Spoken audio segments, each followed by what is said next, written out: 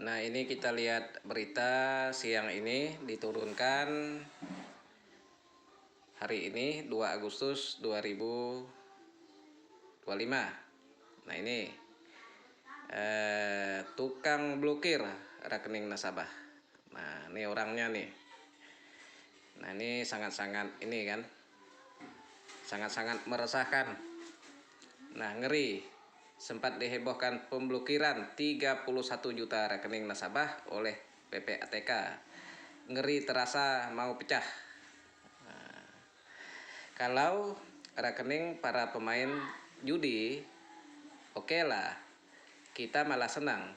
Ini rekening orang tak tahu apa-apa, yang ingin uangnya aman disimpan di bank malah kena juga. Terkait judi online, situs-situsnya itu diblokir. Masa pemerintah nggak bisa memblokir situs-situs judi online itu? Itu sangat-sangat merusak. Itu satu. Kedua, ya, bukannya rekening masyarakat yang diblokir, bukan uang masyarakat yang diblokir sampai nggak bisa ditarik dan segala macam.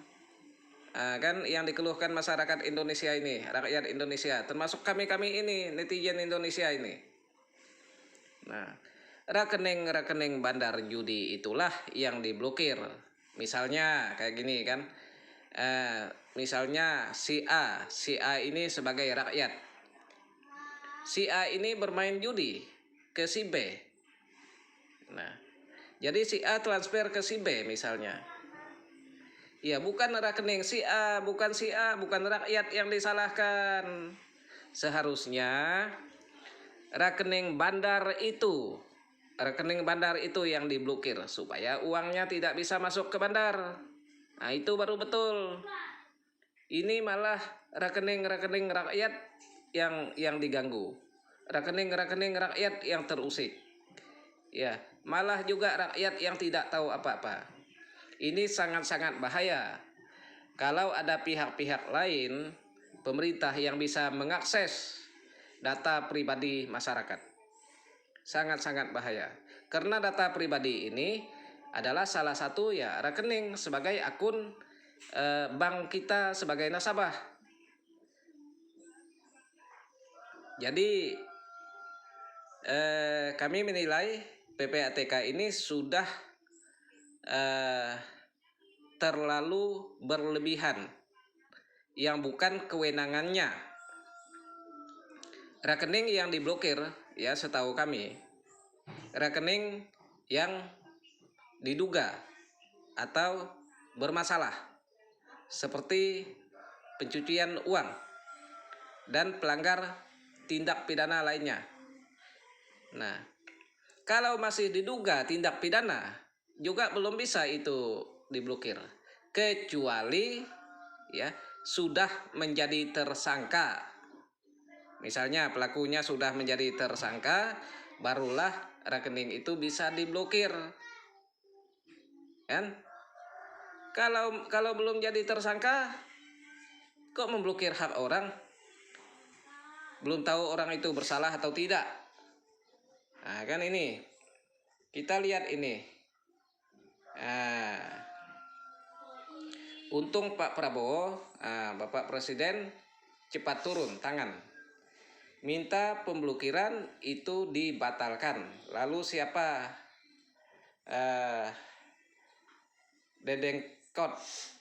Dedengkot ya, ini kan PPATK. Ya, mari kita berkenalan dengan Ipan. Nah, Ipan ini namanya ya, si tukang blokir rekening nasabah. Sambil seruput kopi ya tanpa gula. Bagaimana rasanya kopi tanpa gula? Apakah sama-sama pahit? Ya, kebetulan Pontianak lagi hujan dari subuh sampai sekarang. Wah, mudahan tak banjir. Nah, kami Kalimantan Barat ini memang beberapa tempat hujan. Kami di sini juga daerah Ketungau, di daerah perbatasan. Kami ini juga hujan, tapi nggak kuat hujannya, hanya mendung. hanya mendung kami ini. Nah, bayangkan ya, bayangkan ente menabung dengan jujur, ya. Tidak berjudi, tidak main sabung ayam, tidak membeli batu aki, digital kan. Lalu tiba-tiba rekeningmu diblokir. Oleh siapa? Oleh satu sosok mistis, ya, bernama Ipan. Nah, ini kan beritanya. Nah, sang penjaga gerbang. Nah, antara uangmu dan kebebasan finansialmu. Nah, ini kan kita lihat ini. Ia bukan pahlawan bertopeng, ya. Ia tak nak kuda putih, ya, tak nak kuda putih. Nah, ini bahasa Pontianak ini. Nah, saya memang orang Kalimantan Barat, tapi ngerti bahasa Pontianak, hanya nggak bisa ucap. Kalau bahasa Dayak saya ngerti, memang saya orang Dayak. Nah, kan ini. Ini kita lihat berita-berita ini, ya. Nah, katanya demi memberantas pencucian uang dan dana gelap. Tapi entah kenapa yang dicurigai justru rekening emak-emak menerima bansos yang saldonya cuma cukup buat beli minyak goreng 2 liter dan mie instan 3 bungkus. Nah, ini sangat-sangat bahaya. Ini mulai dari pengecekan rekening-rekening penerima bansos. Rekening-rekening penerima bansos itu harus diusut. Kok bisa salah sasaran sampai sekian banyak gitu kan? Salah sasaran. Ya, yang dibilang kan, yang diduga digunakan untuk perjudian. Jangan menyalahkan masyarakat lah. Terkait judi online ini, masih sampai sekarang itu masih ada. Itu ada, Pak. Situs-situsnya saya lihat ada yang ada di Facebook, ada di IG, saya lihat, ya. Itu masih marak. Ya. Itu kan ada nomor rekeningnya itu. Ada nomor rekeningnya, ada nomor ada barcode-nya itu. Jadi kenapa itu tidak diblokir? Yang seharusnya diblokir kan nomor-nomor rekening bandar judi, bukan masyarakat. Ini masyarakat ini jadi terganggu dan jadi terusik dengan kebijakan-kebijakan konyol seperti ini kan. Ini kan bukan tugas dan wewenang pihak-pihak PPATK untuk memblokir rekening masyarakat. Masyarakat tidak tahu apa-apa, kecuali sudah putusan pengadilan, kecuali terbukti bersalah, barulah boleh diblokir. Ini nggak ada salah apa-apa, diblokir sekian juta orang. Kan konyol ini. Kebijakan apalah yang seperti ini kan? Ini kebijakan yang menyusahkan masyarakat, yang memancing kemarahan publik. Ini kita lihat ini. Saya juga kesal ini lihat yang seperti ini. Tapi saya tanya ke keluarga kami yang ada di Kalimantan Barat ini. Saya tanya rekening-rekening mereka masih aman lah.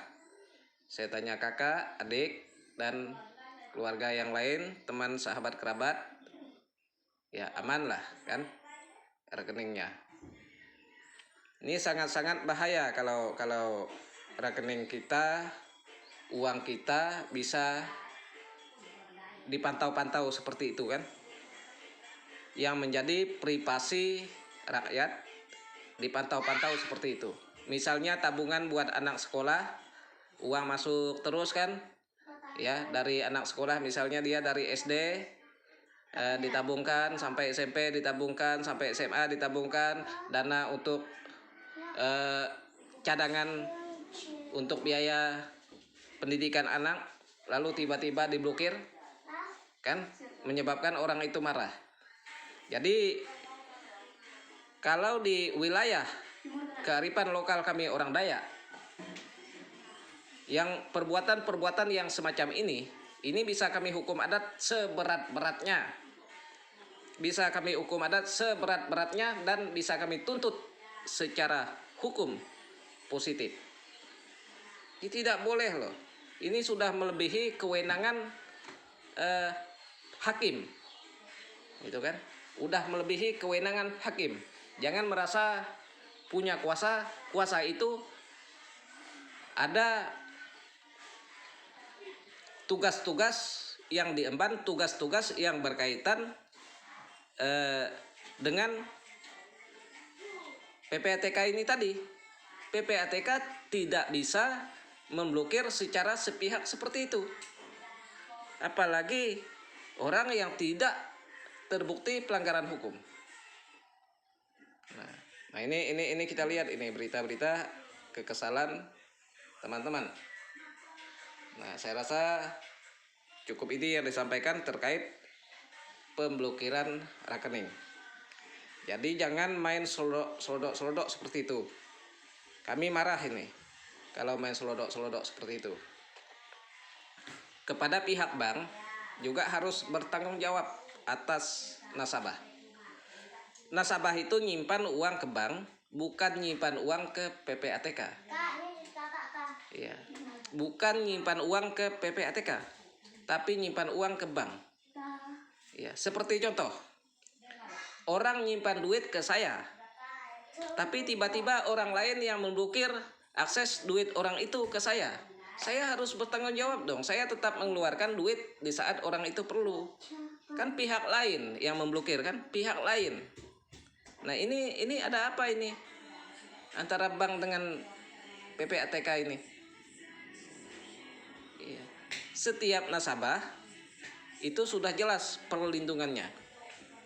Kami masyarakat dengan adanya bank terasa sangat terbantu. Sangat terbantu dengan adanya bank. Tapi dengan adanya hal-hal yang seperti ini, kami masyarakat sangat-sangat kecewa. Sangat-sangat marah. Ada aja aturan-aturan. Jangan seperti itulah ya. Jangan seperti itu. Kekuasaan ini tidak selamanya diemban. Bergulir, berganti kekuasaan ini. Jadi kalau membuat kebijakan itu mikir pakai otak. Ya. Jangan hanya main selodok yang menimbulkan kerisuhan, yang menimbulkan kemarahan, yang menimbulkan kritikan pedas seperti kami ini. Kami ini orang-orang kritis. Kami ini orang-orang yang tidak takut untuk melawan ketidakadilan yang ada di muka bumi ini. Saya rasa cukup itu. Terima kasih Adil Katalino, Bacuramin, Kak Saruga, Basengat, Kak Jubata. Arus.